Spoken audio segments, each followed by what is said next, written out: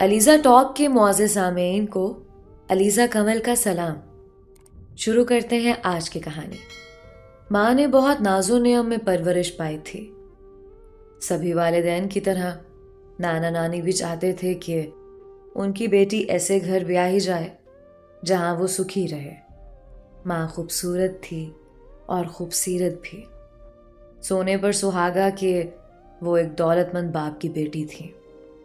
ایسی لڑکیوں کے لیے بھلا رشتوں کی کیا کمی، مگر نانا سب میں عیب نکال کر انہیں رد کر دیتے تھے۔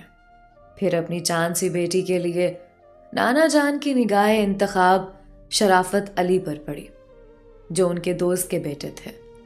وہ پولیس میں بطور انسپیکٹر کام سر انجام دے رہے تھے۔ شکل و صورت بھی اچھی تھی اور کوئی لمبا چوڑا خاندان بھی نہیں تھا۔ والدین انتقال کر چکے تھے، وہ اکیلے رہتے تھے۔ نانا جان کو بھی ایسا ہی داماد چاہیے تھا جو بیٹی کے ساتھ انہی کے پاس رہے اور نور نظر آنکھوں سے اوجھل نہ ہو۔ یوں کم سنی میں امی کی شادی شرافت علی یعنی میرے ابو سے ہو گئی۔ شروع دنوں میں وہ بہت اچھے شوہر ثابت ہوئے۔ نانا کی منشا کے عین مطابق وہ اپنا مکان کرائے پر دے کر خود نانا جان کے ساتھ گھر داماد بن کر رہنے لگے۔ امی خوش تھیں، ابو ان کا بہت خیال رکھتے تھے، دونوں میں پیار محبت بھی تھا۔ وہ دن بڑے ہی اچھے تھے، مگر یہ وقت پلک جھپکتے گزر گیا۔ نانا جان نے اپنی جائیداد کا مختار داماد کو بنا دیا۔ اتنی دولت ہاتھ آئی تو اس ثروت نے رنگ بھی دکھانا شروع کر دیا۔ اب ابو ڈیوٹی کے بہانے دو اور کبھی 3-4 دن بھی گھر سے باہر رہتے۔ امی ان کی بیرونی سرگرمیوں سے بے خبر تھیں۔ نانا جان کو تو اپنے داماد پر بے حد اعتماد تھا، تبھی انہوں نے آدھی جائیداد ان کے نام اور آدھی بیٹی کے نام کر دی۔ امی کی بدقسمتی کہ نانا اور نانی 1 سال کے اندر اندر دنیا سے رخصت ہو گئے۔ اب ڈر کس بات کا تھا؟ ابو کو تو کھلی چھٹی مل گئی۔ وہ اب ہر روز ہی دیر سے گھر آنے لگے۔ امی پوچھتی تو بہانے بناتے۔ جب امی کو ادھر ادھر سے کچھ سنگن ہو گئی اور انہوں نے ظاہر کر دیا کہ وہ ان کی سرگرمیوں سے واقف ہو گئی ہیں، تو میرے والد گالی گلوچ پر اتر آئے۔ بعد میں ترک کلام کر دیا۔ اصل میں وہ دوسری عورت کے دام میں آ چکے تھے اور اپنی دولت اس پر بے دریغ لٹا رہے تھے۔ امی جلتی کھٹتی رہتی تھیں۔ ابو نے اپنا مکان بیچ کر اس رقم سے اپنی محبوبہ کے لیے نیا گھر بنوا لیا۔ امی نے احتجاج کیا تو کہا، یہ گھر تیرے باپ کا دیا ہوا نہیں ہے، میں نے بنوایا ہے۔ امی کو وہ اب اہمیت نہ دیتے، بلکہ ان کی ذات میں بیسیوں عیب گنواتے تھے۔ ایسے میں میری امی سوائے صبر کے کیا کر سکتی تھیں، جبکہ شوہر کی آنکھوں پر کسی اور عورت کے عشق کی پٹی بن گئی تھی۔ وہ اب اس عورت کو گھر بھی لانے لگے جس کے ساتھ ان کی دوستی چل رہی تھی۔ امی سے کہتے کہ میری مہمان کے لیے کھانا بناؤ۔ وہ اپنے شوہر کی بدسلوکی کے خوف سے اس عورت کی مہمانداری پر مجبور ہو جاتی۔ انہی برے دنوں میں میں بدنصیب اس دنیا میں آ گئی۔ جس مرد کو اپنے عیش سے فرصت نہ ہو، اس کو بیٹی کی آمد کیا خوشی دے گی۔ والد کو میری پیدائش سخت ناگوار گزری۔ بیٹے کی چاہ میں تھے کہ جھولی میں بیٹی آ گئی۔ وہ تو ایسے ہو گئے کہ جیسے کسی کو سانپ سونگھ جاتا ہے۔ خدا کی کرنی، ابو کی محبوبہ کا ان سے جھگڑا ہو گیا۔ وہ بہت دولت ان سے لوٹ چکی تھی۔ شاید اس کو اب شرافت علی کی ضرورت نہ رہی تھی، تبھی شمشاد بیگم ان کی زندگی سے نکل گئی۔ اس کو میرے والد سے زیادہ مالدار آدمی مل گیا تھا۔ اس کے روٹ کر چلے جانے سے ابو بہت بے چین رہنے لگے۔ کسی پل آرام نہ تھا۔ بات بات پر غصہ کرتے، گھر کی اشیاء اٹھا کر پٹک دیتے اور قیمتی سامان توڑ ڈالتے تھے۔ وہ ہر وقت بے قراری میں رہتے تھے۔ ان دنوں ابو اتنے چڑچڑے اور حساس ہو گئے تھے کہ ان کو میرا رونا ناگوار گزرتا تھا۔ मैं रोती तो अम्मी पर चिल्लाते और बरसने लगते कि इसको चुप करवाओ वरना मैं इसका गला घोंट दूंगा। एक दिन इसी तरह गुस्से के आलम में, जबकि मैं पेट के दर्द से रो रही थी, उन्होंने मुझको झूले से उठाकर पलंग पर पटक दिया और घर से निकल गए। रात भर अम्मी मुझको गोद में लिए बैठी रोती रही। सुबह तक मेरी हालत मजीद बिगड़ गई। हमारे घर में एक बूढ़ा पुराना नौकर था। वालिदा ने उसको सामने वाले पड़ोसी यानी मौलवी साहब के पास भेजा। वो मुझे डॉक्टर के पास ले गए और बर वक्त तिब्बी इमदाद मिलने से मेरी हालत संभल गई। बेकरार माँ ने रोते हुए अपने रब के हुजूर सजदा किया कि मेरी जान बच गई। अगले रोज अब्बू लौट कर घर आ गए। उन्होंने ना मुझे देखा और ना मेरी माँ से बात की। वो अभी तक अपनी महबूबा के गम में नीम जान थे। माँ की जिंदगी में अब कोई खुशी ना रही थी। बस वो मुझे गोद में लेकर अपने दुख भुलाने की कोशिश करती थी और वालिद औलाद नरीना की चाह में आएं भरा करते। अभी तक वो उस बाजारी औरत के धोखे को ना भुला सके थे। 4 साल इसी कैफियत में गुजर गए। अम्मी बताती थीं कि इन 4 सालों में एक बार भी मेरे वालिद ने मुझको गोद में ना उठाया, जैसे मैं उनकी औलाद न थी। अब मैं कुछ बड़ी हो गई थी, मगर अपने वालिद की शक्ल से डरती थी। जब वो आते तो डर कर कोनों खुदरों में छुपने लगती। माँ हर वक्त अपने रब के हुजूर सजदा रेज होती कि ए खुदा, मुझको औलाद नरीना अता कर, कि शौहर का दिल मेरी तरफ माइल हो जाए और मैं उसके सामने सुरखरू हो जाऊं। खुदा ने अम्मी की दुआ सुन ली। वो उम्मीद से हो गई। अब जब भी वो जाए नमाज पर बैठती, मुझे अपने पास बिठाकर मेरे नन्हे मुन्ने हाथों को पकड़कर कहती, मुन्नी दुआ मांग, अल्लाह तुम्हें भाई दे। मैं माँ की बात समझती ना थी, लेकिन अपने छोटे छोटे हाथों को दुआ के लिए फैलाकर उनकी दुआ में शरीक जरूर हो जाती थी। अल्लाह ने हमारी दुआ सुन ली, मुझे भाई दे दिया। मगर किस्मत ने भाई मिलने की बहुत बड़ी कीमत वसूल की। बेटे को जन्म देते ही मेरी प्यारी अम्मी अल्लाह के पास चली गई। अब अब्बू का मसला ये था कि किस तरह बेटे को पालें। वो ड्यूटी पर जाते तो हमें मौलवी साहब के घर छोड़ जाते। उनकी औलाद न थी। उनकी बीवी बहुत अच्छी औरत थी। वो एक माँ की तरह हमारा ख्याल रखती थी। मैं मौलवी साहब को चचा कहती थी और एक बेटी की तरह उनकी इज्जत करती थी। सगे बाप ने तो मुझे प्यार ना दिया, मगर उस नेक इंसान ने मुझको बाप जैसी शफकत दी। उन दिनों मेरी उम्र 6 साल थी जब अब्बू ने दूसरी शादी कर ली। सौतेली माँ ने शुरू दिनों में हमारा काफ़ी ख्याल रखा। मैं भी खुश हो गई कि अल्लाह ने हम पर रहम किया और हमारे लिए एक माँ भेज दी। लेकिन उनकी मोहब्बत की ये चांदनी भी 4 दिन की थी। सौतेली अम्मी का नाम सोबिया था। ये अब्बू के सामने हमसे प्यार से पेश आती, तभी वो समझते थे कि उनकी बीवी हमको बहुत चाहती हैं।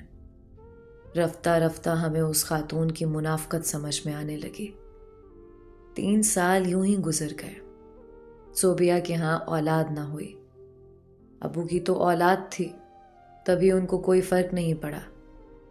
मुझे हालात ने वक्त से पहले समझदार बना दिया था। मैं सगी माँ का प्यार नहीं भूली। घर का सारा काम मेरे जिम्मे था। कभी वालिद भी बीवी से कह देते कि ये कम सिन है, तुम मेरी बच्ची से इतना ज़्यादा काम ना लिया करो। वो जवाब देती, लड़की साथ है, काम का सलीका होगा तो अगले घर खुश रह सकेगी। वालिद को बीवी की बात में वजन लगता था। वो खामोश हो जाते। मैं भाई को संभालती, माँ की खिदमत करती। स्कूल से आने के बाद मैं और भाई घर पर होते, लेकिन हमको स्कूल भेजकर माँ जाने कहाँ चली जाती थी, घर को ताला लगाकर। چابی مولوی صاحب کے گھر دے دیتی. ہدایت تھی کہ اسکول سے آؤ تو چابی خالہ سے لے لینا. روز کا تقریباً یہی معمول تھا. ابو کو اس بات کا علم نہ تھا. وہ خوش تھے کہ گھر آباد ہو گیا ہے اور بچوں کی ماں سارا دن ان کے پاس ہی ہوتی ہے. مگر یہ ہستی جو ہماری محافظ ہونے کا ڈھونگ رچا رہی تھی دراصل غلط راہ پر چل رہی تھی. روز بناؤ سنگھار کر کے گھر سے مقررہ وقت پر نکلتی تو محلے والے بھی چہ میں گویاں کرتے، لیکن ہم معصوم بچوں کا خیال کر کے کوئی انہیں کچھ نہ کہتا اور نہ ان کے بارے میں کسی نے ابو سے بات کی. ماں نے ہم سے کہہ رکھا تھا کہ ابا کو مت بتانا، میں بہن سے ملنے جاتی ہوں اور تمہارے ابا میرا بہن سے ملنا پسند نہیں کرتے. اگر ان کو معلوم ہو گیا تو منع کر دیں گے. ہم تو ماں سے ڈرتے تھے، بھلا کیسے شکایت کر سکتے تھے. ابو صبح کے گئے رات کو لوٹتے تھے. وقت گزرتا گیا مگر ماں کی روش نہ بدلی. ہم نے بھی ان کی چغلی نہ کی، یہاں تک کہ میں نے میٹرک پاس کر لیا. اب بھائی اکیلا اسکول جاتا، میں گھر میں ہوتی. گھر میں رہنے سے پتہ چلا کہ امی سے ملنے کوئی آدمی ہمارے گھر آتا ہے. ماں نے مجھے کہا کہ یہ میرا کزن اسحاق ہے. ایک دن اسحاق آیا. ماں گھر پر نہ تھی. وہ مجھے گھور گھور کر دیکھنے لگا. اس کی عجب نگاہ سے میں ڈر گئی اور بہانہ کر کے مولوی صاحب کے گھر چلی گئی. کسی نے میرے والد صاحب کے کان میں یہ بات ڈال دی کہ تمہاری لڑکی جوان ہے، گھر میں تمہاری بیوی کے رشتہ دار تمہاری غیر موجودگی میں اب نہیں آنے چاہیے. والد صاحب نے مجھ سے پوچھا میں کیسے چھپاتی. میں نے ان کو بتا دیا کہ امی کے کزن اسحاق آتے ہیں. کب سے آتے ہیں؟ جب سے ان کی شادی ہوئی ہے آپ کے ساتھ. کیا وہ کبھی کبھار آتا ہے؟ اب میں کیا بتاتی. اگر جھوٹ بولتی تو وہ مجھ پر بھی شک کرتے، لہٰذا سچ ہی بتا دیا کہ کثرت سے آتے ہیں اور اکثر دوپہر کا کھانا ہمارے گھر کھاتے ہیں یا امی ان کے ساتھ چلی جاتی ہیں. کہتی ہیں کہ ڈاکٹر کے پاس جا رہی ہوں. تم نے پہلے مجھے کیوں نہیں بتایا؟ امی نے منع کیا ہوا تھا کہ اپنے ابا کو نہیں بتانا. والد صاحب بپھر گئے. امی سے پوچھا صوبیہ میری غیر موجودگی میں یہاں کون آتا ہے؟ میرا کازن ہے وہی آتا ہے، لیکن اس نام کا تو تمہارا کوئی کازن نہیں ہے. پھر یہ کون ہے؟ ذرا اس کا شجرہ نسب تو بتانا، تمہاری والدہ کے خاندان سے ہے یا والد کے؟ میرا منہ بولا بھائی بنا ہوا ہے، تبھی کازن کہہ دیا ہے. والد صاحب نے پہلی بار امی پر ہاتھ اٹھایا. کہا کہ تم نے مجھ سے اس کے بارے میں کبھی ذکر کیوں نہیں کیا؟ خبردار آئندہ کوئی غیر شخص میرے گھر میں قدم نہ رکھے، ورنہ میں تجھ کو بھی موت کے گھاٹ اتار دوں گا اور تیرے اس منہ بولے بھائی کو بھی. امی نے اسحاق کو منع کر دیا کہ اب یہاں مت آنا اور خود بھی گھر سے نکلنا بند کر دیا. ابا پولیس میں تھے، وہ بھی کچی گولیاں نہیں کھیلے تھے. امی صوبیہ بھی جانتی تھیں کہ اب اگر میں نے احتیاط نہ کی تو شرافت علی مجھے چھوڑے گا نہیں. انہوں نے خود پر جبر کیا اور گھر سے قدم نکالنا ترک کر دیا. لیکن میری اب وہ پکی دشمن بن گئی تھی. مجھ کو اپنی خوشیوں کی راہ کا کانٹا سمجھنے لگی اور مجھے رستے سے ہٹانے کا ایک ہی عمل تھا کہ میری شادی کر دیں. اب وہ دن رات ابو کے کانوں میں یہ باتیں ڈالنے لگیں کہ بیٹی بڑی ہو گئی ہے، اب اس کی شادی کی فکر کرو. وہ کہتے تم ماں ہو، تم ہی کوئی رشتہ ڈھونڈو. امی نے بالآخر اپنے بھتیجے رشید کا رشتہ ابو کو بتایا. میں ایک سیدھی سادی لڑکی تھی، شادی کے تقاضے اور اس بندھن کی اونچ نیچ کو نہیں سمجھتی تھی. میں تو خوش ہو گئی کہ دلہن بنوں گی، زیور کپڑے پہنوں گی اور اس ظالم ماں سے دور چلی جاؤں گی. اگر دکھ تھا تو صرف اس بات کا کہ میرا چھوٹا بھائی مجھ سے دور ہو جائے گا اور سوتیلی کی چالاکیوں کا تنہا نشانہ بنے گا. ماں نے بہت جلد رشید سے میری شادی کروا دی. وہ بہت خوبصورت تھا، میں تو اس کی صورت دیکھ کر مر مٹی۔ اس نے بھی مجھے پسند کیا، مگر اس کے دوست اچھے نہ تھے۔ وہ عمر میں مجھ سے 10 برس بڑا تھا، مجھ کو پھر بھی اس سے محبت ہو گئی۔ وہ مجھے بےحد اچھا لگتا تھا، لہٰذا میں نے قسم کھا لی کہ اگر وہ برائی کے رستے پر جاتا ہے تو میں بھی اپنی جان دے کر اس کو اپنا بناؤں گی، ہر قربانی دے کر سیدھے رستے پر لے آؤں گی۔ دل کو دل سے راہ ہوتی ہے، میرا جذبہ سچا تھا، میری قربانیوں نے شوہر کے دل پر اثر کیا اور وہ بھی مجھ سے پیار کرنے لگا، میرے آرام کا خیال رکھنے لگا۔ اب میں اپنے گھر میں خوش تھی، مگر چھوٹا بھائی ظفر بہت یاد آتا تھا۔ میں کہ محض اپنے بھائی سے ملنے کی خاطر جاتی تھی۔ میری شادی کے بعد وہ بہت اداس رہنے لگا تھا اور کافی کمزور ہو گیا تھا۔ ظاہر ہے کہ میں ہی اپنے بھائی کا خیال رکھا کرتی تھی، ماں نہ تو اسے کھانا وقت پر دیتی اور نہ کپڑے۔ وہ میلا کچیلا اور اداس رہنے لگا تھا۔ جب میں جاتی، بھائی مجھ کو دیکھ کر آنسو بہانے لگتا۔ میں کہتی، ظفر صبر کرو، یہ دن بھی گزر ہی جائیں گے۔ 1-2 بار میں نے صوبیہ سے کہا بھی کہ امی ظفر کا خیال رکھا کرو۔ وہ درشتی سے بولی، تم اس گھر کی فکر نہ کرو، اب تمہارا اس گھر سے کوئی تعلق نہیں ہے، میں جانوں میرا کام جانے۔ ماں نے جانے کیا سوچ کر ایک شرابی سے میری شادی کی تھی۔ رشید برے دوستوں میں ضرور پھنسا ہوا تھا، مگر وہ اتنا برا انسان نہ تھا۔ رفتہ رفتہ میں نے اس کو برے مشاغل سے ہٹا دیا۔ رشید نے اب ساری توجہ کاروبار پر مرکوز کر دی۔ ہمارے گھر میں دولت کی کمی نہ رہی۔ ان کا کہنا تھا کہ یہ سب تمہاری وجہ سے ہوا ہے، ورنہ میں تو کنگال ہو جاتا۔ لگتا ہے اس دنیا میں تم سے بڑھ کر اور کوئی عورت اچھی نہیں ہے۔ میں ان کی یہ باتیں سنتی تو اپنی قسمت پر پھولے نہیں سماتی تھی، اور صوبیہ حیران ہوتی تھی کہ اس بے عقل ناسمجھ چھوکری نے تو میرے شیر جیسے خوبصورت بھتیجے کو اپنی محبت کی زنجیروں میں باندھ لیا ہے۔ ایک دن رشید نے مجھے میکے چھوڑا اور کہا کہ واپسی پر اپنے والد کے ساتھ آ جانا، مجھے ضروری کام ہے، شاید دیر ہو جائے گی۔ اس دن شام تک ابو نہ آئے تو مجھے گھر جانے کی فکر ہوئی۔ اپنے شوہر کے کہے کا بہت زیادہ خیال کرتی تھی۔ وہ جو بات کہہ دیتے اسے پورا کرنا اپنا ایمان جانتی تھی۔ انہوں نے یہ بھی کہہ دیا تھا کہ میکے میں رات نہیں رکنا، شام ہوتے ہی گھر آ جانا۔ گھر جانے کی فکر میں مبتلا شام کو میں مولوی صاحب کے گھر گئی اور ان کو کہا کہ مجھے گھر جانا ہے اور ابو آج دورے پر چلے گئے ہیں، آپ کسی طرح مجھے گھر پہنچا دیجیے۔ مولوی صاحب ہمارے لیے والد کی طرح تھے۔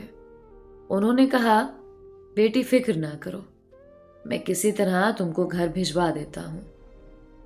وہ خود گاڑی نہیں چلا سکتے تھے، ان کا ایک منہ بولا بیٹا بھی تھا، چونکہ اولاد تو تھی نہیں۔ اس منہ بولے بیٹے سے کہا، مجاہد تم ظفر کو ہمراہ لے لو اور بہن کو ان کے گھر پہنچاؤ۔ مجاہد اور ہم بچپن میں ساتھ کھیلتے تھے اور بہن بھائیوں کی طرح تھے۔ میں نے ظفر کو ساتھ لیا اور یہ دونوں مجھ کو میرے گھر پر اتار کر واپس چلے گئے۔ بس اتنی سی بات تھی جس کا ماں نے بتنگڑ بنا دیا۔ ماں کو دراصل یہ بات یاد تھی کہ اسحاق کو اس نے منہ بولا بھائی بنایا تھا، تو ابو نے ان کی بےزتی کی تھی اور اس رشتے کا نہ صرف یقین نہیں کیا تھا بلکہ امی کو مارا پیٹا بھی تھا۔ امی کے ذہن میں ایک گندے خیال نے جنم لے لیا۔ انہوں نے اگلے دن رشید کو بلایا اور کہا کہ تمہاری بیوی محلے کے جس لڑکے کے ساتھ آئی تھی، کیا تم نے اس سے پوچھا کہ وہ کون تھا اور اس سے ان کا کیا رشتہ تھا؟ اس کے علاوہ بھی جانی کیا کیا کہا۔ وہ غصے میں آگ بگولا ہو کر آیا اور آتے ہی مجھ پر برسنے لگا کہ تم کس کی گاڑی میں آئی تھی اور وہ تمہارا کیا لگتا تھا جو تم کو چھوڑنے آیا تھا؟ وہ میرا منہ بولا بھائی ہے، میں نے کہا، اور ظفر بھی ہمارے ساتھ تھا، میں اس کے ساتھ اکیلی نہیں آئی تھی۔ بکواس بند کرو، میری پھوپھی کے منہ بولے بھائی کو تو تمہارے والد نے اس کا یار بنا دیا تھا، مار پیٹ کی تھی، اور تم کو منہ بولے بھائی کی اجازت دے دی۔ مجھے سب پتا ہے، شادی سے پہلے تم مولوی صاحب کے گھر گھسی رہتی تھی، خدا جانے تمہارے مجاہد کے ساتھ کیسے مراسم ہیں۔ وہ تمام رات قیامت کی گزر گئی، میں روتی رہی اور وہ مجھ کو برا بھلا کہتا رہا۔ آخر آدھی رات کو گھر سے نکل گیا، کہا کہ صبح جب میں آؤں تو تم گھر میں نہ ملو، ورنہ میں تیرا خون کر دوں گا، اپنے باپ کے گھر چلی جانا، میں بعد میں آ کر تیرا فیصلہ تیرے باپ کے سامنے کروں گا۔ میں رشید کا غصہ جانتی تھی، لہٰذا میں نے صبح ہی ابو کو فون کیا کہ آپ مجھے آ کر لے جائیے، میری طبیعت ٹھیک نہیں ہے اور رشید بھی گھر پر نہیں ہے۔ میں نے غلطی کی کہ ان کو فون پر تمام بات نہیں بتائی، سوچا کہ گھر جا کر ہی بتاؤں گی، فون پر سن کر وہ گھبرا نہ جائیں یا غصے ہوں، لیکن ان کو ضروری کام تھا۔ انہوں نے اچھا کہہ کر فون رکھ دیا اور مولوی صاحب کے پاس گئے۔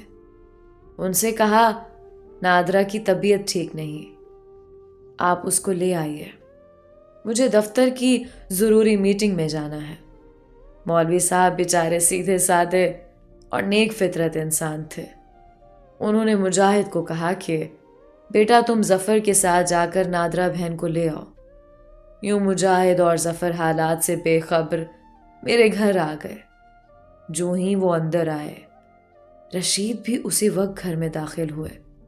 انہوں نے جو مجھ کو مجاہد سے بات کرتے دیکھا، کچھ سوچا اور نہ کچھ سمجھا، پستول تان دیا اور گولی چلا دی۔ ظفر نے جو یہ دیکھا، وہ مجاہد کو بچانے کو آگے بڑھا، تبھی اس کو گولی لگ گئی۔ یوں میرے پیارے بھائی نے میرے سامنے تڑپ کر جان دے دی۔ بھائی کی موت کا منظر بہت ہی بھیانک تھا۔ وہ منظر آج بھی میری آنکھوں کے گوشے کو نم کر دیتا ہے۔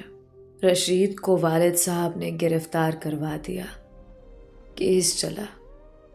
ابا جان نے اپنے اکلوتے بیٹے کے قاتل کو تختہ دار پر پہنچا کر دم لیا۔ صوبیہ کو اپنے بھتیجے کی سزا کا سخت ملال تھا، لیکن یہ سب کچھ اسی کا کیا دھرا تھا۔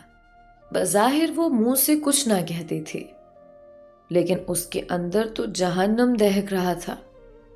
اس نے فیصلہ کر لیا کہ جب تک والد صاحب سے ہماری جائیداد نہ لے لے گی، والد صاحب کو چھوڑ کر نہیں جائے گی۔ بہت چال بازی سے اس نے کافی جائیداد اپنے نام کروا لی۔ مجھ کو جائیداد سے کوئی دلچسپی نہ تھی۔